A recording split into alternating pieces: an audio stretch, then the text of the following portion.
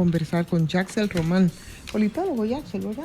Bueno, a mí no me gusta el título. O estudioso de la geopolítica. Eso sería una mejor definición. Planetaria. Y yo no tengo nada en contra de los politólogos, pero algunos dicen que entre politólogo y astrólogo hay poca diferencia por jugar así. ¿Adivinan? A las predicciones, dicen algunos. Bueno, pero ¿Cuál es tu competencia un estudioso realmente? de la geopolítica. Abogado. Sí. Mejor Y así. ahora, bueno, vamos a decirlo así, y son muchas las situaciones que tenemos en América Latina, Claro. pero vamos a concentrarnos en lo que está pasando en Haití, que se encuentra en una situación muy especial y muy particular, ¿no? Y esa situación parece que va a tener que obligarnos, a nosotros los dominicanos también, a repensarnos por los distintos escenarios que podrían producirse, ¿no? En Haití. El colapso parece como que definitivo. Y eso es lo que plantea esa necesaria revisión, la imposibilidad de regreso de Henry, lo que está ocurriendo internamente, el tema de las negociaciones que podrían abortar un traspaso entrecomilladamente pacífico, según se ha dicho. En fin, el panorama es desolador y me gustaría tu mirada, por supuesto, de entrada. Claro, yo lo primero que quiero hacer es, dando un poquito de continuidad al comentario de Grimer, es invitar a la audiencia que entre ahora mismo a Google y escriba PIB per cápita Haití. Entonces ahí le va a salir una línea de tiempo desde el 1959 a la fecha y usted va a ver cómo estaba Haití en 1965.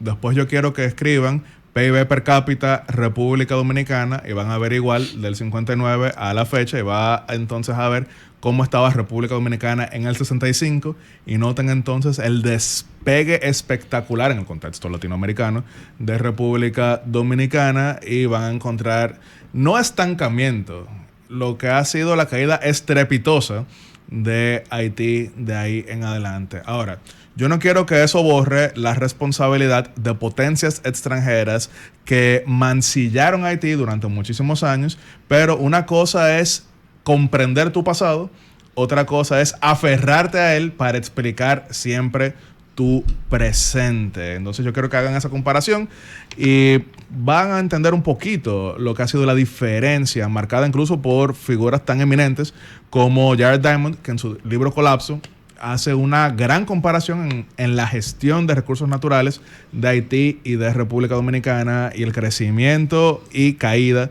de uno y otro. Pero ahora, ante la pregunta general de una transición en Haití, de quién gobierna en Haití, quién puede gobernar en Haití, es importante marcar la diferencia con prácticamente cualquier otro proceso que viva el mundo y cualquier otro proceso que hayamos visto en nuestra región.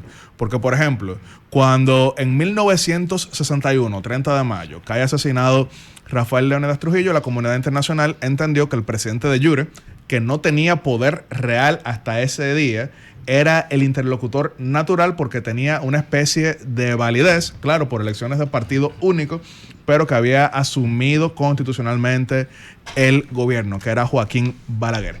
En el caso de Panamá, cuando cae derrocado Manuel Noriega por invasión estadounidense en diciembre de 1989, Estados Unidos y la Unión Europea, Canadá, entre varios otros, entendieron que Guillermo Andara era la figura que podía asumir porque él había participado en elecciones que se consideraron fraudulentas donde el régimen militar se impuso.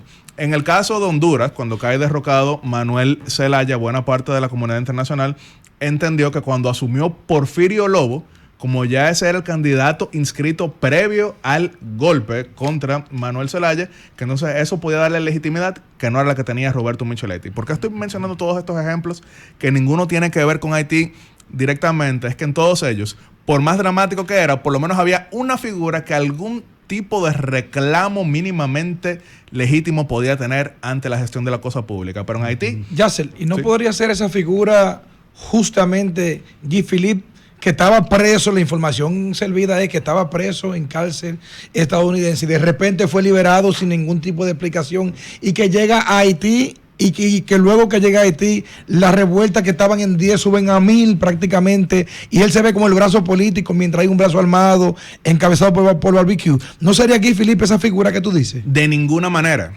Recordando que ya hace 20 años, febrero del 2004, se cumplieron en estos días 20 años, ya Guy Philippe había sido protagonista de un golpe de Estado, el segundo contra Jean-Bertrand Aristide. Después él se presentó a la presidencia de la República en el año 2006, logró un ínfimo 1% en base a una participación participación ínfima también, entonces del 25% del padrón. Entonces es una figura que es magnífico agitando, es magnífico llevando a la insurrección, pero no ha tenido el respaldo popular para ser presidente y mucho menos tiene En ahora esos mismo. momentos. Bueno, pero en ese momento era su mayor popularidad. Yo le pregunté a un amigo. Senaduría. Si le pregunté a un amigo haitiano. Senaduría y haitiano, presidente de la República son dos cosas distintas. Sí, Él tumbó a Aristide, pero después no me logró. refiero cuando pasó eso. Después, él la ganó en el 2015, pero entonces fue Cuando se lo arrestado, llevaron, sí. fue arrestado y extraditado justo antes de sí, juramentarse. yo le pregunté a un amigo haitiano, le decía, ¿por qué ese apoyo a las bandas, ese apoyo a Guy Philippe? Y me decía, Haití está en una situación que cualquiera que pueda verse como una esperanza, ellos se van a agarrar de esa esperanza. Entonces, no aplica para Guy Philippe.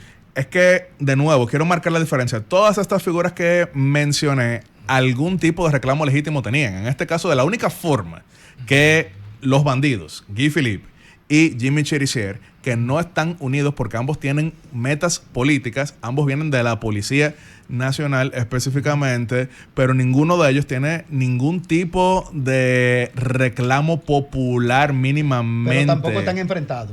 Sí, o sea, Sí. no se llevan bien. Ahora, Pero hay... a tiro no. Bueno, el año pasado se intentó hacer una alianza específica entre la G9 y los 400 de Mabueso específicamente, pero no cumplieron los lugartenientes y por eso aumentaron las ejecuciones de parte de los líderes pandilleros, en el sentido de que, mira, tú y yo estamos aliados tolerándonos, no trabajando juntos, pero por lo menos no matándonos, pero los intermedios seguían matando, entonces los de arriba comenzaron a matar más a los del medio para enviar el mensaje que hay que saber que en Haití no es solamente un grupo de pandillas, sino que hay varias. Por ejemplo, los 400 de Mabueso son los más propensos a los secuestros express. A mí, como vicecanciller de la República, me tocó 11 veces lidiar con secuestros de dominicanos. Las 11 veces fueron los 400 de Mabueso, ¿Cómo? específicamente. Logramos Es una Y primicia. pagaban por la liberación. Primicianoso están en el. Pa- están en ¿Pagaban el por la récord. liberación? Entonces, ¿Pagaban? No, nunca. Bueno. Incluso pueden escribir ahora mismo: República Dominicana no Pero- paga por secuestros, se dijo en ese entonces. Bueno, pero la verdad es que lo que se supone que debió hacer el premier de facto, como de facto han sido a la sombra del PHTK. los últimos gobiernos. Que está dividido. Está bien, pero bueno, escuchábamos hará cuestión de un año y pico precisamente al secretario general de la OEA, que hacía una valoración que a mí me parecía demoledora, sobre todo porque muchos analistas y observadores hablan de que la única solución en Haití es el tema del intervencionismo humanitario, que yo pongo entre comillas. Y él decía, lo consideraba como uno de los fracasos más fuertes y manifiestos de la comunidad internacional, que la OEA hiciera esa valoración y que hablaba de lo que había ocurrido precisamente en los últimos 20 años como estrategia política errada, que fue a la sombra de esos organismos, específicamente la MINUSTAH con sus 13 años instalado ahí, que germinaron las bandas criminales que tomaron cuerpo, que comenzaron con la caída de Aristide.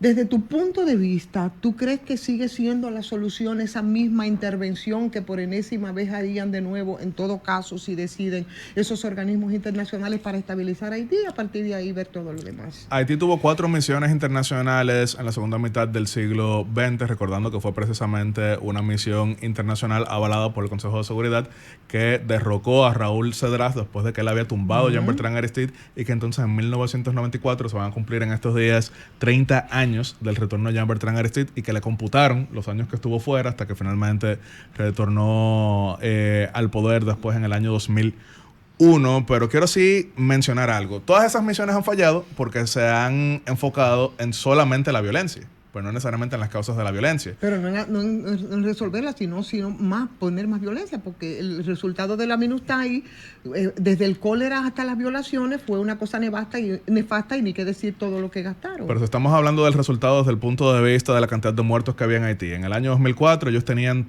25 muertes violentas por cada 100.000 personas y en el año 2017 tenían 9 por cada 100.000 personas. Si estamos hablando de secuestros, en el año 2004 en Haití había un secuestro cada 5 horas y solamente en el año 2016 hubo 9 secuestros en todo el año. O sea, que tú valoras como positiva la intervención de la MINUSTAH en Haití a pesar de los casos de violaciones denunciados por ellos mismos e incluso la introducción del cólera y además los $7.300 millones que se gastaron. El encabezado del New York Times, precisamente cuando cae asesinado Jovenel Moïse, decía era eso, 13 mil millones de dólares tirados a la basura. ¿Por qué tirados a la basura? Porque no logró el resultado que era un Haití estable. Ahora, desde el punto de vista de la misión, del mandato que le dio el Consejo de Seguridad, que era neutralizar a las pandillas en ese momento, eso lo logró. Ahora, nunca iba a poder ser sostenible cuando estamos hablando de que las causas raíz ahí se quedaron. Porque creo que era precisamente Grimer que estaba mencionando en su momento, había sido tú,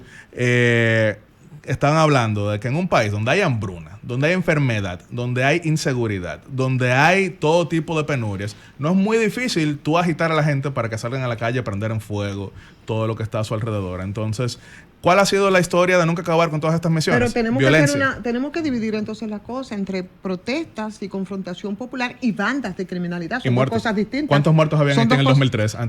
Antes de que derrocaran a Jean-Bertrand Aristide. Era el país más violento en ese momento de lo que era todo el ¿Y Caribe. qué pasó después de la muerte de Moïse? Después de la muerte de Moïse, cuando ya no había misión internacional que tuviera mandato para la seguridad, entonces empeoró el asunto, pero ya con Jovenel Moïse vivo, Haití era el país más inseguro del Caribe. ¿Y qué pasó después del derrocamiento de Aristide? Después del derrocamiento de Aristide, llega la MINUSTA y dentro de lo que fue su mandato, que fue desarticular a las pandillas, lo logró, pero de nuevo, las causas raíz ahí seguían y es por eso que se habla de la política fallida. ¿Cuál ha sido la política fallida? Querer aplicar un modelo democrático occidental en Haití cuando eso ha mostrado que no funciona, porque llegó Jean-Bertrand Aristide y fracasó. Llegó René Préval 2 veces y fracasó. ¿Fracasó Jean-Bertrand Aristide o lo hicieron ir o lo tumbaron? ¿Le fracasó ante las políticas norteamericanas? Jean-Bertrand Aristide fracasó definitivamente y al fin y al cabo se alió con buena parte de estos segmentos callejeros, porque quienes comenzaron justamente lo que era la política de alianza democrática, porque eran sectores, no estamos hablando como los Duvalier, sino sectores electos que avalaron a las pandillas, fue Jean-Bertrand Aristide. Ahora, oye, yo tengo un Qué criterio. fuerte. Adelante. El pasado no tiene arreglo, es una referencia nada más. Pero hay que entenderlo. Pero no puede ser guía, sino que es una referencia. Fue lo primero que dije y fue lo que mencionó Grimer. Ahora, lo que yo te digo es el desafío de la actualidad. Sí. ¿Qué tú crees que es la realidad de la perspectiva de Haití? Haití no- ¿Qué tú crees que hay que hacer? Haití no es autosostenible. Haití lo que necesita es primero una misión para pacificación y después entonces una figura para la estabilización e institucionalización. ¿Tú quieres entonces que la idea que se ha desarrollado en las Naciones Unidas, movida por los dominicanos, que las Naciones Unidas organice esa intervención? Naciones Unidas no está organizando, sino que Naciones Unidas le dio el aval, porque no son cascos azules. Por ejemplo, la misión que encabezaría Kenia no es algo... Ella lo legitima aunque no lo reproduzca. Claro, porque a lo mejor se preguntará a la audiencia, ¿y cuál es la diferencia? ¿Por qué avalar una misión en vez de enviar una? Porque precisamente por todos esos cuestionamientos que se le hizo previamente a la MINUSTA, incluyendo el tema de los niños de MINUSTA, por todas estas relaciones que después fueron abandonadas, específicamente se entendía que eso era neocolonialismo, fue lo que se entendió. Entonces una nación africana, encabezándolo, pudiera tener ese aval y al tener la aprobación ya no pudiera ser condenado en una corte penal internacional porque ya no sería una invasión. Rápidamente, lo de Bukele, rápidamente para cerrar, brevísimo, sí, pero, lo de Bukele, que dice que le entreguen eso, que resuelve eso. Creo que vale la pena debatirlo porque El Salvador era el país más violento de América antes de Haití. Tenía 110 muertes violentas por cada 100.000, masacres, violaciones y demás. Y hoy tiene 2. Y es la misma tipo de delincuencia. No es lo mismo, estamos hablando pero de un vale, tema político. pero vale la pena Es debatirlo. diferente.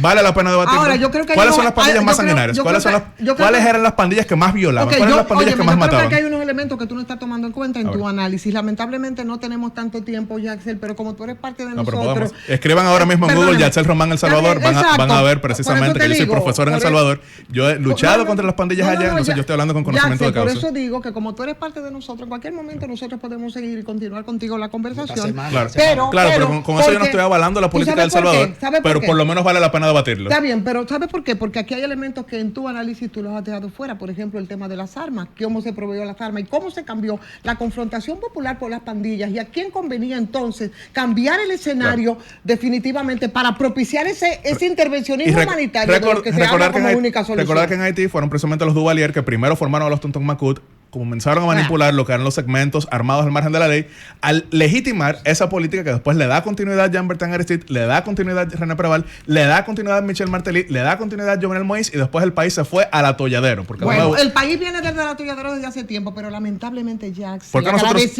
nosotros sí logramos echar hacia adelante y ellos no? Oye, vale la pena hacer esa pregunta. Es distinto, porque está poniéndote de espalda lo que es la historia y los acontecimientos Estamos en mejor situación económica que ellos. La comparación a mí me parece que no es válida, pero vamos al 65. Ya te tengo que despedir. Claro. Lamentablemente, mi corazón, de verdad. Y jueves nos juntamos la próxima Adelante. semana. Porque ya yo creo que aquí no va a ser entrevista, vamos a debatir. Vamos a debatir. Definitivamente ya pero, vamos a debatir. De nuevo, Haití y República Dominicana en el 65, misma situación No, económica. no es lo mismo, 2024. absolutamente. Pero vamos a dejarlo ahí como interrogante, porque ahora tenemos que...